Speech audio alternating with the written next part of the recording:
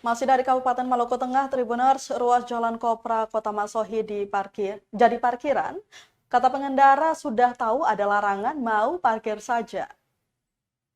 Kesemrawutan parkiran kendaraan mobil pangkalan kembali terjadi di Kota Masohi, Maluku Tengah, Selasa 10 Oktober 2023.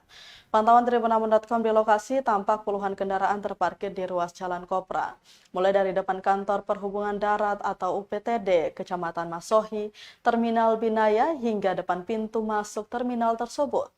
Padahal kawasan itu telah terpasang rambu larangan parkir untuk kendaraan baik roda 2 maupun roda 4.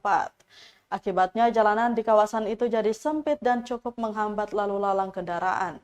Rahmat mengatakan badan jalan tidak seharusnya dijadikan area parkir nginap. Selain penyempitan ruas jalan, terkadang juga menyebabkan kemacetan. Sementara itu, Tribuners, Koordinator Kantor UPTD Terminal Binaya Masohi, Ani Narubun, yang ditemui Tribunambon.com mengatakan dirinya sudah pernah berkoordinasi dengan pihak Satlantas Polres Maluku Tengah perihal dimaksud di kawasan itu. Pihak perhubungan juga sudah memasang tanda larangan parkir. Download Tribun X sekarang, menghadirkan lokal menjadi Indonesia.